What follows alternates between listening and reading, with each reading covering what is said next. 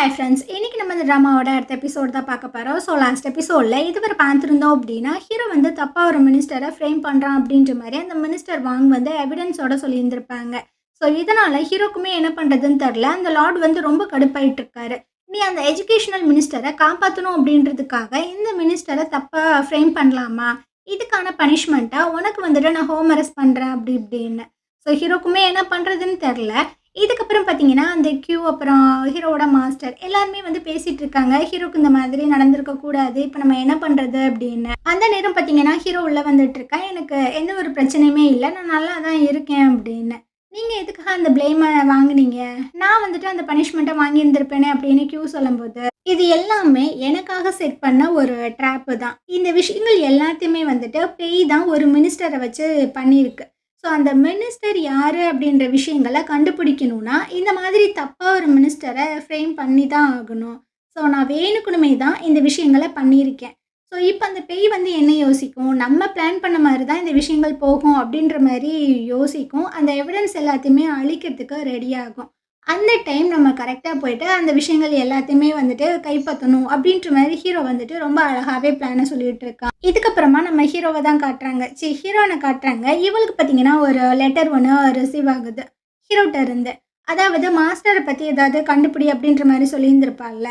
So அவர் வந்து இந்த மாதிரி மவுண்டெயினில் அவங்க ஃப்ரெண்டை மீட் பண்ண போயிருக்காங்க. ஸோ அவர் சேஃபாக தான் இருக்காரு அப்படின்ற மாதிரி லெட்டரில் எழுதியிருக்கு.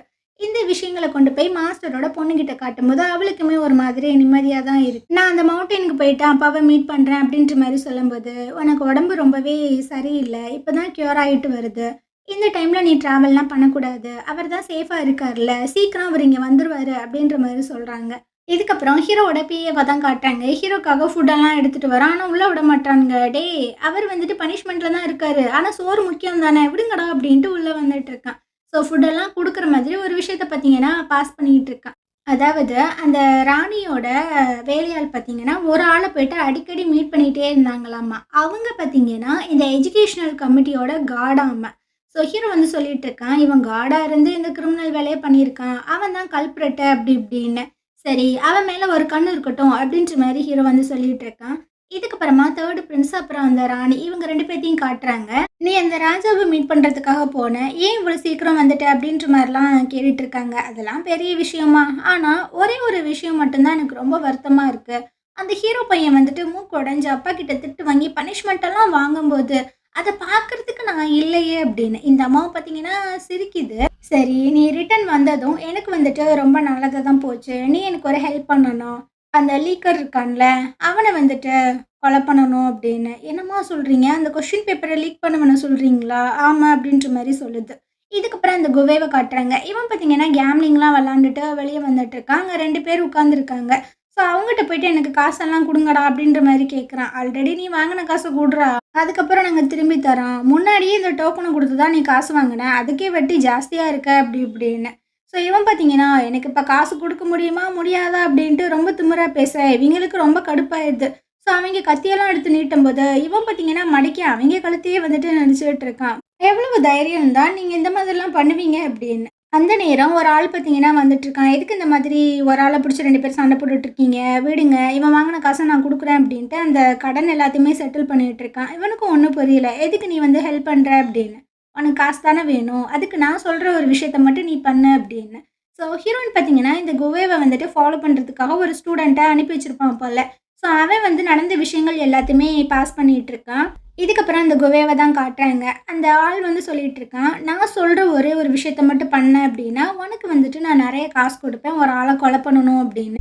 என்னால் கொலைலாம் பண்ண முடியாது அப்படின்ற மாதிரி எந்திரிச்சு போகும்போது, நான் வந்து ஒரு நல்லவனை கொலை பண்ண சொல்லலை, அவன் வந்துட்டு ரொம்பவே கேடு கட்டவன், என்னோட பேரண்ட்ஸை வந்து துடி துடிக்க கொலை பண்ணேன், அவங்களுக்கு ஒரு நியாயம் வேணும்னு தான் நான் இவ்வளோ நாள் போராடிட்டு இருக்கேன்.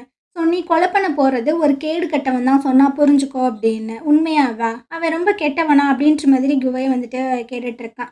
இதுக்கப்புறமா அந்த காடை தான் காட்டுறாங்க. இவர் வீட்டுக்குள்ளே இருக்கும்போதே நம்ம குவை பார்த்தீங்கன்னா வந்து அவனோட சண்டை போட்டு கத்தியால் குத்திட்டு அங்கேருந்து ஓடிடுறான். ஸோ அந்த டைம் கரெக்டாக ஹீரோட ஆட்கள் பார்த்தீங்கன்னா உள்ளே வந்துட்டு இருக்காங்க. அதில் ஒரு ஆள் பார்த்தீங்கன்னா நான் அவரை பார்த்துக்கிறேன், நீங்கள் எல்லோரும் போய் அந்த அசசினை பிடிங்க அப்படின்ட்டு. அந்த காடு பார்த்தீங்கன்னா முல்லன் அப்படின்ற மாதிரி சொல்லிட்டு அப்படியே கீழே விழுந்து செத்து போயிடுறாரு.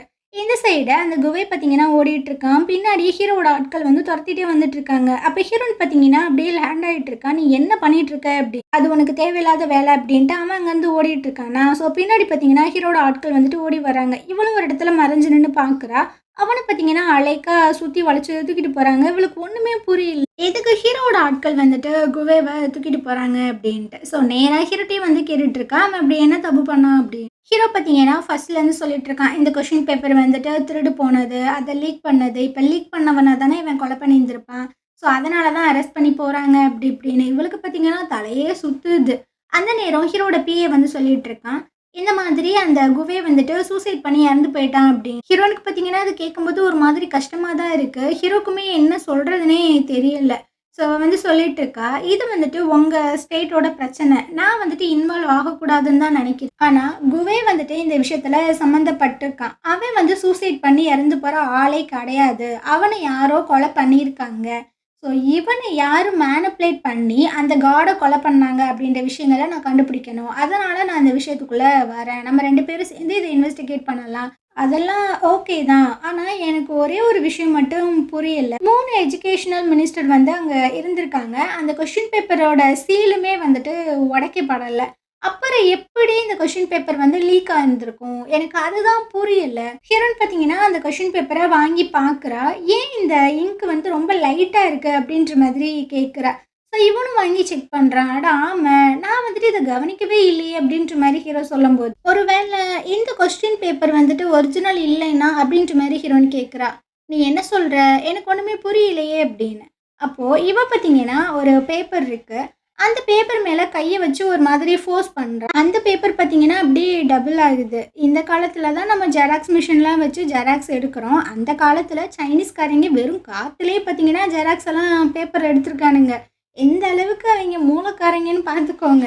ஸோ ஹீரோ பார்த்தீங்கன்னா, "ஓ! இப்படியும் ஒரு டெக்னிக் இருக்கா?" அப்படின்ட்டு ரொம்ப ஆச்சரியமா பார்த்துட்டு இருக்கான். "ரொம்பவே தேங்க்ஸ். இந்த மாதிரி ஒரு டெக்னிக் இருக்கு அப்படின்றதே எனக்கு தெரியாது" அப்படின்னு. "உன் தேங்க்ஸ் எல்லாம் நீ வச்சுக்க. குவேவ யாரு கொலை பண்ணாங்க அப்படின்ற விஷயங்கள மட்டும் நீ கண்டுபிடி. நான் வரேன்" அப்படின்ட்டு அவ பார்த்தீங்கன்னா அங்கேருந்து போயிட்டுருக்கா. ஹீரோக்கு பார்த்தீங்கன்னா, "நம்ம ஆளுக்கு ரொம்பவே மூளை இருக்குப்பா. அத அடிக்கடி அவ ப்ரூவ் பண்ணிட்டு தான் இருக்கா" அப்படின்ற மாரி தான் இருக்கு. இதுக்கப்புறம் பார்த்தீங்கன்னா, கியூ வந்துட்டு அந்த லார்ட மீட் பண்ணி அந்த வித்தையெல்லாம் எடுத்து காமிச்சிட்டு இருக்கா.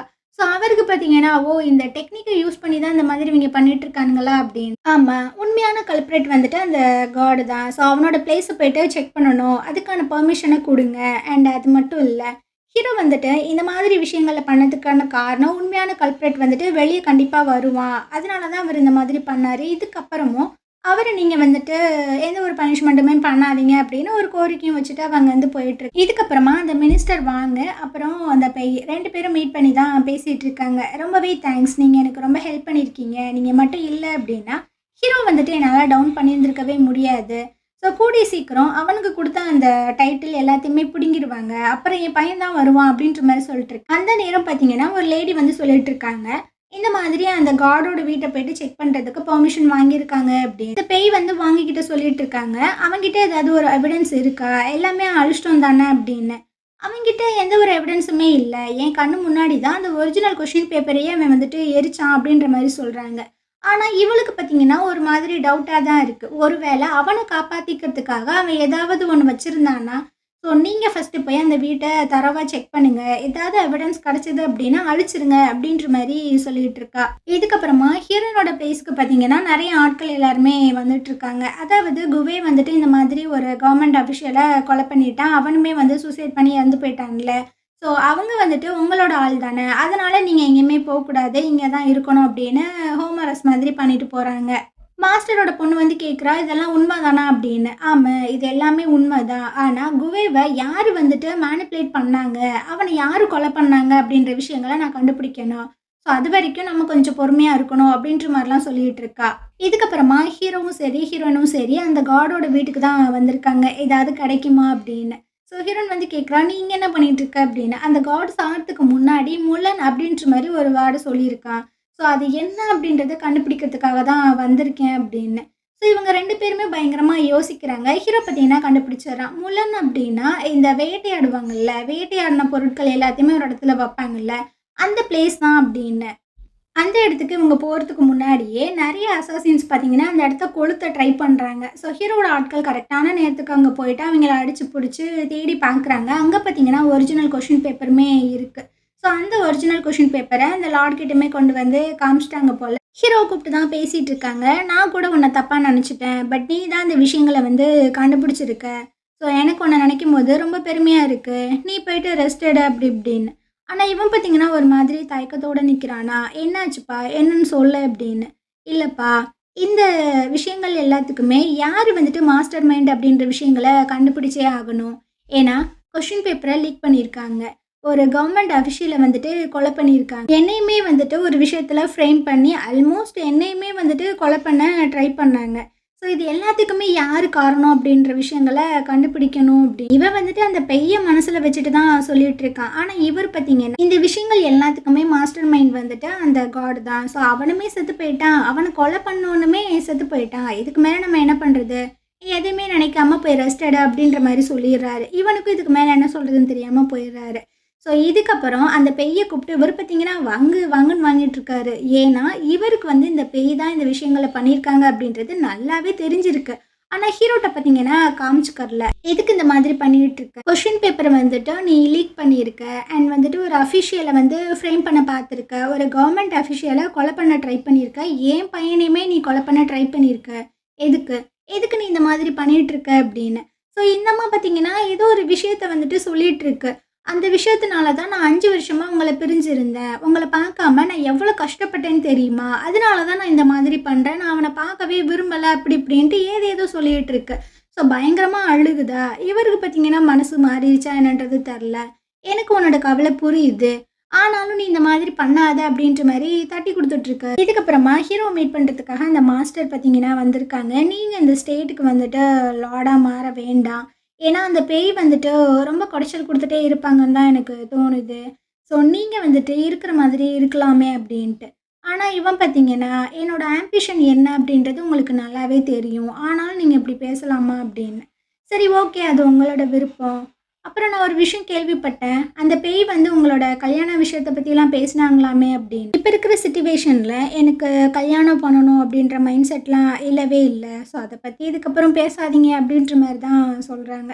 ஸோ, அதனால அந்த மாஸ்டர் அங்கேருந்து போயிடுறாங்களா? அப்ப ஹீரோ பார்த்தீங்கன்னா, ஒரு விஷயத்த யோசிச்சு பார்க்க எல்லாருமே நான் வந்துட்டு இந்த லார்ட் ஆகக்கூடாது. இந்த விஷயத்துலேருந்து தள்ளி இருக்கணும் அப்டின்ற மாரி நெனைக்கிறாங்க. ஆனா, நான் எதுக்கு லார்ட் ஆகணும் அப்டின்ற விஷயங்கள் எனக்கு மட்டும் தான் தெரியும். அத யாருமே வந்துட்டு புரிஞ்சுக்க முடியாது அப்டின்ற மாரி சொல்றான். ஸோ, இந்த இடத்துல பார்த்தீங்கன்னா, இந்த எபிசோடு முடியுது. நாளைக்கு நம்ம அடுத்த எபிசோட் பார்க்கலாம். இந்த ட்ராமா உங்களுக்கு பிடிச்சிருந்தது அப்டின்னா, கண்டிப்பா நம்ம சேனலுக்கு சப்போர்ட் பண்ணுங்க. Thank you.